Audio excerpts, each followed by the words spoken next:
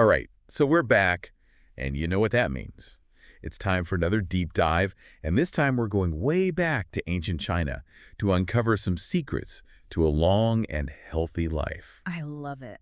We're talking Taoism this time. Oh, excellent. And to guide us on this journey, we've got Daniel Reed's book, The Tao of Health, Sex, and Longevity. Such a great book. Yeah, I'm really enjoying it so far. It's just packed with like practical wisdom that you can actually apply to your life. Not just a bunch of, airy-fairy philosophy. Yeah, exactly. Like real tips and techniques for improving your well-being. Which is so cool because, what I think is captivating about Taoism is that modern science is actually starting to validate many of its principles. Oh, totally. Like especially in fields like physics and medicine, Yeah. there's this growing recognition of the interconnectedness that Taoists have been talking about for centuries. It's like ancient wisdom meeting modern science head on. Hmm. One of the things that struck me right away is that Taoism isn't about blind faith, is it? It's about taking action and actually achieving results. Absolutely. It emphasizes practice over faith. Okay. You don't just pray for good health, right? Yeah. You actively cultivate it. Okay, yeah. Through lifestyle choices, through practices. There's like a hands-on approach to well-being. Mm-hmm. You're not just hoping for the best, you're taking charge. Precisely. I like that. And one of the most kind of intriguing, I think, concepts in Taoism is this idea that emptiness is superior to form. Okay. And stillness superior to constant activity. That sounds kind of paradoxical. It does, doesn't it? How can emptiness be superior to something tangible? Well, think of it like water, right? Okay. It's soft and yielding, yet it can carve canyons and wear down mountains over time. Right. It's incredibly powerful precisely because it's adaptable Okay. and doesn't try to force its way through things. So it's about working with the natural flow of things Mm. rather than constantly struggling against it. Exactly. And the Taoists believe that this principle applies to all aspects of life, Oh, wow. from our physical health to our mental and emotional well-being. Yeah, that's really making me rethink how I approach things. Yeah. Now, I know we have to talk about some of the key figures who, shaped these ideas. Of course. Like, who are the big names in Taoism? Well, I mean, you can't talk about Taoism without mentioning Lao Tzu. Right. Right? He's the legendary sage who wrote the Tao Te Ching, Mm-hmm. which is, kind of the foundation of Taoist thought. Right. Yeah. Then there's Chuang Tzu, another influential Taoist, Okay. who emphasized wu-wei, Okay. achieving results through effortless action. Effortless action. I know. In my world, everything feels like an uphill battle. Right. But that's the beauty of this concept, right? It Yeah. challenges our modern obsession with productivity and hustle culture. Totally. What if we could achieve our goals with more ease and flow? Now, that's an idea worth exploring. And of course, there's Ko Hung, right? Oh, yes, Cohen. Who reportedly lived to a very old age by following Taoist principles. Exactly. He's like a walking testament to the effectiveness of this philosophy. He was a true polymath, Yeah. He delved into everything from alchemy and medicine Yeah. to dietary practices and breathing exercises. Wow. His long life really makes you wonder what secrets he unlocked. I know. Okay, let's delve into some of those secrets. Okay. One of the core concepts in Taoism is this idea of the three treasures: essence, energy, and spirit. Can you kind of break those down for us? Sure. So the three treasures are absolutely essential for understanding, I think, Taoist approaches to health and longevity. Okay. And so essence refers to our physical body, its vitality, Okay. and the fluids that sustain us. Okay. Then you have energy, or qi, which is the life force that Mhm. flows through all things. Mhm. And then spirit encompasses, our mental and emotional well-being. So it's not just about being physically healthy. Oh. It's about cultivating a vibrant spirit as well. Absolutely. The Taoists believe that these three treasures are interconnected, and they use this image of a flowering blossom to describe the spirit. Ooh, I like that. Right. Yeah. And so it needs strong roots, which is the essence, Okay. and a healthy stem, which is the energy, to truly thrive. That's a beautiful way to visualize it. Yeah. It highlights how important it is to nourish all aspects of ourselves, not just one. Exactly. It's a holistic approach to well-being, Mm-hmm. recognizing that true health comes from a state of balance and harmony between our physical, mental, and spiritual selves. And speaking of balance, we can't forget the iconic concept of yin and yang.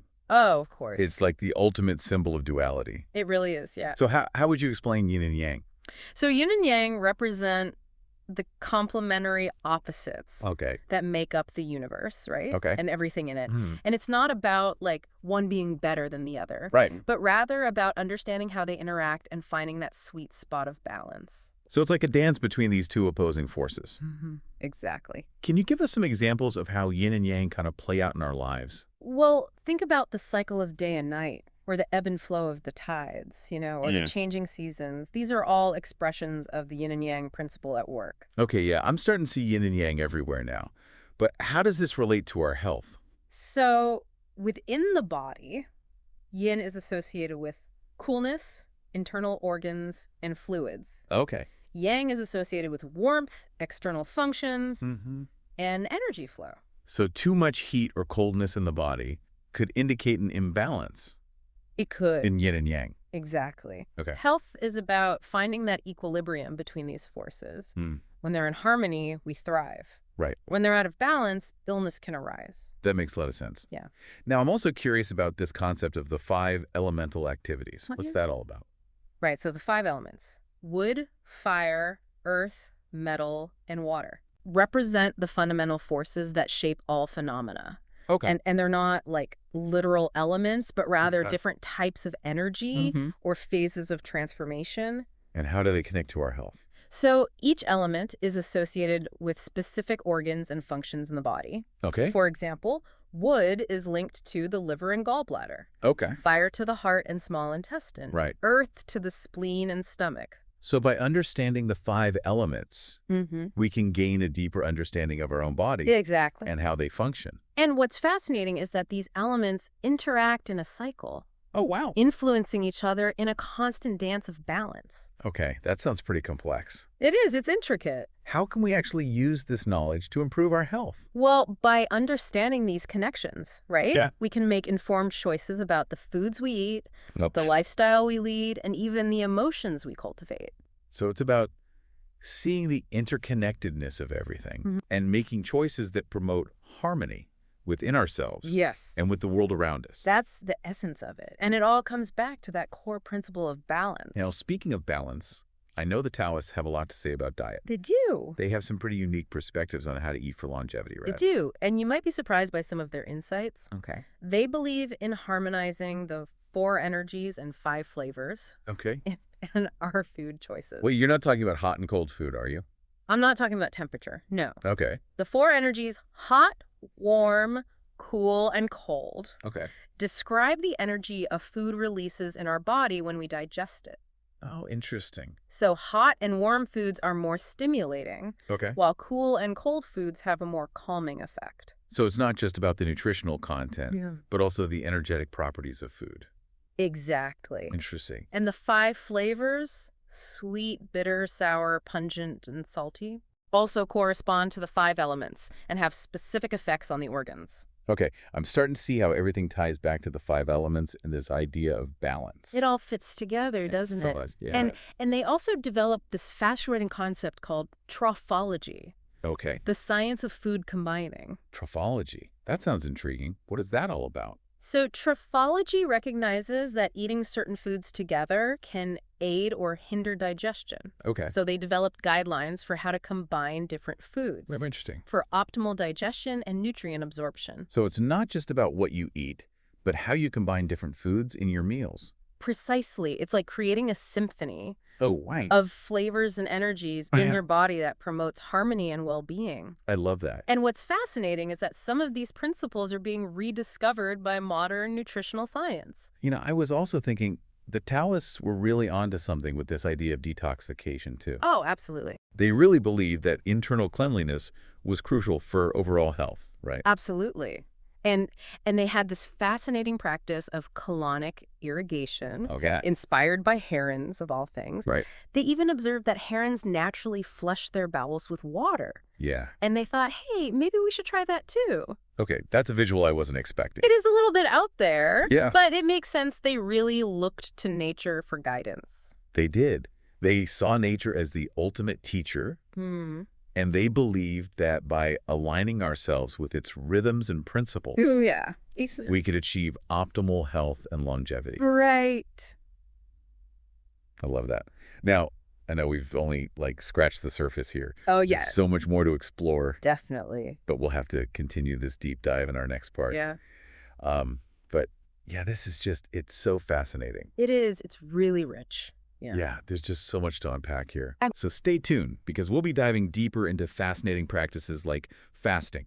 Yes. Mm. Breathing techniques and the Taoist approach to movement and exercise. All right, folks, get ready for part 2. We'll be back soon to uncover even more secrets from the Tao of health, sex, and longevity. Okay, so we're back and ready to continue our deep dive into Taoism. I'm excited to dig deeper into this. Yeah, me too. Last time we were talking about all those fascinating Taoist practices for detoxification. Oh, right. The colonic irrigation. Yeah. It's like they were way ahead of their time with that stuff. They were all about cleansing the body from the inside out. Mm-hmm. You know, believing that a clean gut leads to a clear mind Okay. and a healthy spirit. Right, and it's interesting because modern science is kind of catching up to this idea now Totally. with all this research on the gut microbiome and how it impacts our well-being. It's amazing how much ancient wisdom can still teach us. I know, right? Mm. Now, in addition to colonic irrigation, the Taoists also practiced fasting Oh, yeah. for purification and rejuvenation. Yes. They believed that giving the digestive system a break Mm-hmm. allows the body to focus on healing and repair. Okay. It's like hitting the reset button. So it's not just a religious practice. No, not at all. It actually has, like, real scientific backing now. Absolutely. We know today that fasting can have a number of health benefits, Oh, wow. from boosting cellular repair to improving insulin sensitivity. Okay, that's pretty amazing. Yeah. Now let's shift gears a bit and talk about another fascinating aspect of Taoism. Sure. Breathing techniques. Oh, yes. One of my favorite topics. I know, right? Yeah. So in Taoism, breathing is considered the most direct link Mm-hmm. between our physical bodies and our vital energy, or what they call qi. Exactly. And the Taoists developed all sorts of techniques to, like, harness the power of breath. They did. Not just for physical health, but for mental clarity and spiritual cultivation as well. Right. It was all about cultivating that life force energy. Wait, so you're saying that just by changing the way we breathe, Mhm. we can actually boost our energy and improve our health? Absolutely. Yeah. I mean, think about it. Your breath is the one constant in your life. Right. From the moment you're born to the moment you die. True. It's like this bridge between your body and your mind. Mm-hmm. And the Taoists realized that by consciously controlling the breath, Right. you can influence your energy levels, your emotions, even your thoughts. Okay. Yeah, I'm starting to see how powerful this could be. It's pretty incredible. Can you give us an example of one of these breathing techniques? Sure. There's the bellows breath, for example, Okay. a very dynamic technique Okay. designed to purify the lungs and energize the whole body. Okay. It's like a bellows pumping air and getting the fires going within you. I like that. And then there's the microcosmic orbit breath, which is more about Okay. gently circulating energy through key channels in the body, Okay. promoting balance and harmony. I'm feeling more relaxed just hearing you describe it. Aha! That's the idea. Now, in addition to breathing exercises, the Taoists also emphasize the importance of movement and exercise, right? Oh, absolutely. They didn't believe in just sitting around meditating all day. Right, so they'd probably have something to say about our modern sedentary lifestyles. They might suggest we stand up and stretch a bit more, for sure. Uh-huh, probably. Hmm. What kind of movement did they recommend? Well, they developed a series of what they called long life exercises Oh. designed to promote flexibility, strength, and energy flow. So kind of like a Taoist yoga. You could say that. Yeah. And they even had partner exercises, Oh, interesting. Like what? like the double team back bends, to encourage flexibility and connection. Okay, I'm sold. I need to incorporate more movement into my routine. It's so important. Now, we've talked about diet, breathing, and exercise, Mm-hmm. but how does all of this ancient wisdom apply to the challenges of modern life, right? Right. With all its stress and distractions and everything. Yeah, exactly. It's a good question. And honestly, I think the Taoist message is more relevant today than ever. Oh, totally. I mean, the Taoists face their own challenges, of course, Yeah. but their wisdom transcends time, really. Mm. It's all about adapting those ancient principles to modern circumstances. So it's not about living in a cave No, and renouncing all worldly possessions. not necessarily. Okay. It's about making conscious choices Okay. that align with the principles of balance, harmony, and natural living. Right. So instead of constantly striving and pushing, Yeah. it's about finding that effortless flow, Okay. even amidst the busyness of modern life. Yeah, that actually makes a lot of sense. You know, I'm curious about what the Taoists had to say about sunlight. Interesting topic. I know we're supposed to slather on sunscreen these days, but they saw it as a vital source of energy, right? Right. Sunlight is more than just vitamin D. Oh, It's a life-giving force that nourishes our bodies and minds. right. They even believed it could strengthen our connection to the cosmos. So maybe we've gone a bit overboard with the sunscreen. It's about finding that balance, right? Right. While they recognized the potential harm of excessive sun exposure, Okay. they also emphasized the importance of getting enough sunlight Ah. for overall vitality. Interesting. They even developed special eye exercises for harnessing the sun's energy. Wait, what? Eye exercises for sunlight. It's true. That sounds like something straight out of a kung fu movie. It does, doesn't it? But they would practice gently gazing at the sun during sunrise or sunset, Okay. when the rays were less intense. Okay. I'm definitely going to need more details on that. We can delve into that another time. You know, the more we delve into this, the more I realize how much Taoism challenges our modern assumptions about health and well-being. It really does make you question things, doesn't it? Yeah. It encourages us to look beyond conventional wisdom and explore different perspectives Right. on how to live a long, healthy, and fulfilling life. And speaking of challenging assumptions, Okay, here we go. we can't avoid the topic of Taoist sexual practices. Right.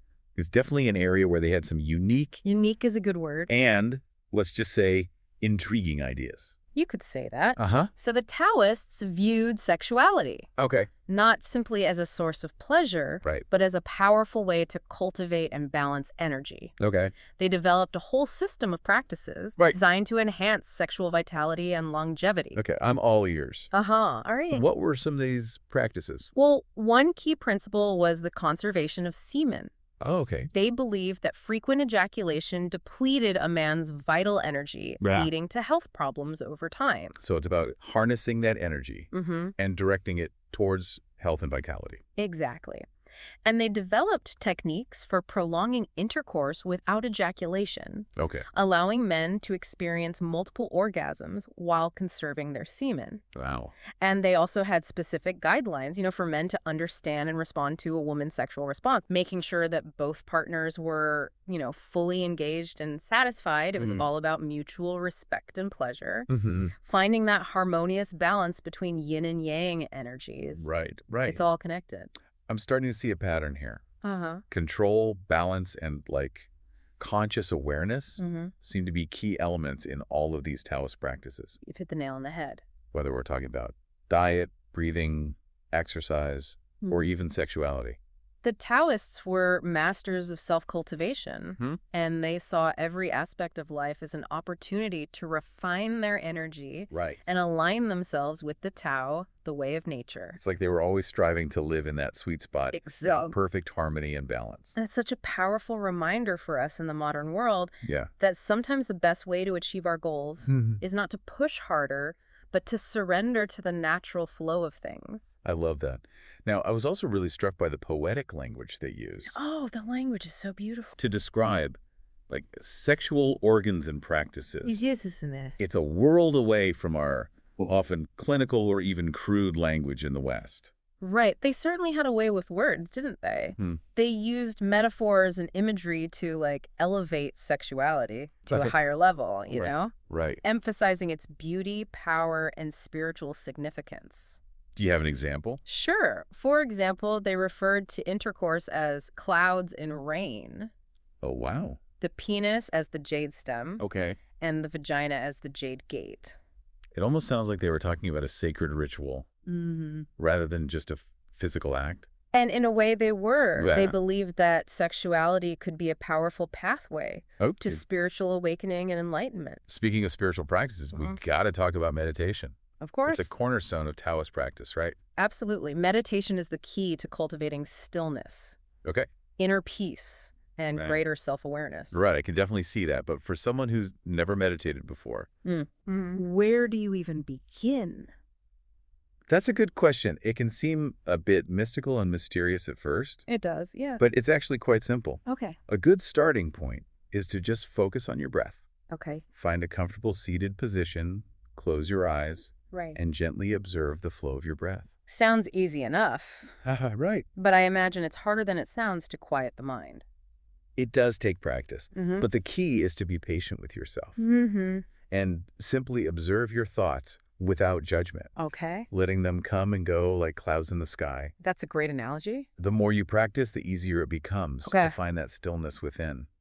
Now, I know there are many different types of meditation. There are, yeah. Can you tell us about microcosmic orbit meditation? Oh, sure. It sounds pretty intense. It is a powerful technique Okay. for circulating energy Okay. through key channels in the body, Mm-hmm. promoting balance, harmony, and vitality. Wow. It's almost like an internal energy workout. Okay, that definitely sounds like something I need to learn more about. Haha, we should do a whole deep dive on that sometime. You know, we've covered so much ground in this deep dive, Oh, yeah. from diet and exercise Mm-hmm. to sexual practices and meditation. It's a lot to take in. It's clear that Taoism offers a really holistic Mm-hmm. and multifaceted approach Absolutely. to health and longevity. It does. But what's like the underlying theme that Mhm. connects all of these practices? The central theme, I would say, is the cultivation of balance and harmony. Okay. The Taoists understood that everything is interconnected, Right. our bodies, our minds, our spirits, and the world around us. Mm-hmm. They emphasize living in harmony with nature,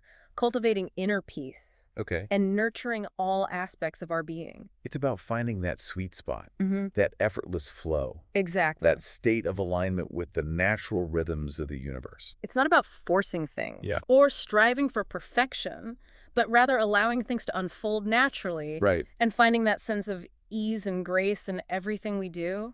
I love that. It's a beautiful philosophy. Now, I know there's one more topic we need to touch on, No, right. and it's a big A one. big one, yes. Spiritual immortality. That's right. It's a concept that's pretty mind-blowing for us Westerners. It is.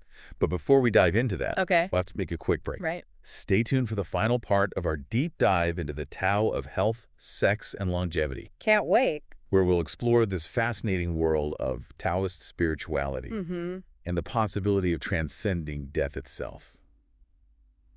Okay, so we're back for the final part of our deep dive into Taoism, and we're tackling the big one, right? The big one? Spiritual immortality. It's such a radical idea, isn't it? It is. It really challenges our Western understanding of life and death. Yeah, totally. So, in Taoism, they didn't just believe in an afterlife, did they? No, for some Taoists, it wasn't just a philosophical idea. Okay. It was an actual goal Oh, wow. that they actively pursued So through really intense practices and self-cultivation. so they believed they could actually transcend death. In a way, yes. Okay. They believed that by perfectly harmonizing the three treasures, Right. essence, energy, and spirit, Mm-hmm. they could actually create a kind of spirit body. A spirit body. Yes. Okay, so it's not about living forever in the physical sense, No. but about this spirit kind of continuing on Mhm. in some other form. Exactly. They imagined this spirit body as incredibly subtle, Okay. almost like pure energy, free from the limitations of the physical world. So how do you, achieve that? Well, it's something that's cultivated Okay. through years. We're talking years Okay. of dedicated practice, meditation, breathing exercises, really strict dietary and lifestyle choices, Right. and even practices Okay. designed to simulate the death experience. Hold on. Practices to simulate death. Yes. That sounds intense. It was. They called it astral projection. Oh, okay. And they believed that by consciously separating Oh. the spirit body from the physical body Okay. during meditation, Okay. they could actually prepare for the eventual separation Oh, wow. that happens at death. So it's like a dress rehearsal Exactly. for the big transition. For the big transition. Wow, so they weren't afraid of death. No. They actually embraced it as part of the journey. For them, death wasn't the end, it was a transformation. Okay. They believed that by mastering these practices, Right. they could navigate that transition smoothly Okay. and continue their spiritual evolution Okay. in other realms. It's fascinating how different cultures have such contrasting views on death. Mm-hmm. Like in the West, we tend to fear it, We do. while the Taoists kind of saw it as a natural part Right, as part of the cycle. on the cycle of existence. It's all about perspective, isn't it? Yeah. And whether or not you actually believe in the possibility of spiritual immortality. Mm-hmm. It's definitely food for thought. Yeah, It totally. makes you think about the nature of consciousness and the potential of human experience. For sure. You know, we've explored so many fascinating concepts Oh, we have. in this deep dive. Yin and yang, the 5 elements, dietary wisdom, breathing techniques, So much. sexual practices, meditation, It's like a whole system for living a more balanced and harmonious life. It is. And while some practices might seem, I don't know, a bit out there, Uh-huh. for our modern sensibilities, there's a lot we can learn Right. from the Taoist approach to health and longevity. Absolutely. Yeah. What would you say is the key takeaway A key takeaway. for our listeners? Oh. Like, what's the one thing they should remember from all of this? I think the most important lesson is the importance of finding balance in Uh-huh. all aspects of life. Balance, yeah. The Taoists understood that everything is interconnected. Our bodies, our minds, our spirits, and the world around us. Mm-hmm. They were big on that. They emphasized living in harmony with nature, Right. cultivating inner peace, Mm-hmm. and nurturing all aspects of our being. It's about finding that sweet spot, that effortless flow, Mm-hmm. that state of alignment with the natural rhythms of the universe. It's not about forcing things or striving for perfection, Right. but rather about allowing things to unfold naturally Okay. and finding that sense of ease and grace in everything we do. I love that. Yeah. So beautifully said. Thank you. And I think that's a message that's like more relevant today than ever. I agree. In a world that's so fast-paced and stressful, It is. we can all benefit from incorporating a little bit of Taoist wisdom into our lives. Absolutely. So like, what's one practical step our listeners can take today to start, bringing a little more Tao A little more Tao. into their lives? I would encourage everyone to simply spend a few minutes each day focusing on their breath. Oh. Find a quiet spot, close your eyes, Okay. and just observe the flow of your breath.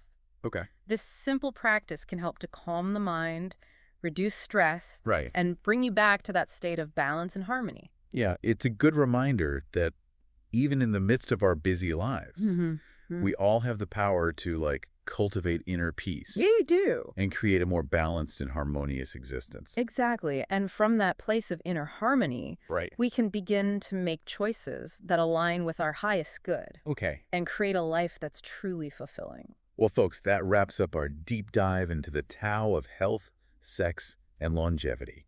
We hope you've enjoyed this journey into ancient wisdom. It's been a pleasure. We hope you've gained some valuable insights that you can apply to your own lives. Remember, the path to health and longevity is a journey, not a destination. Right. Take what resonates with you from these teachings, experiment, explore, Mm-hmm. and above all, be kind to yourself along the way. I love that. And until next time, keep diving deep and keep seeking those nuggets of wisdom that can transform your life.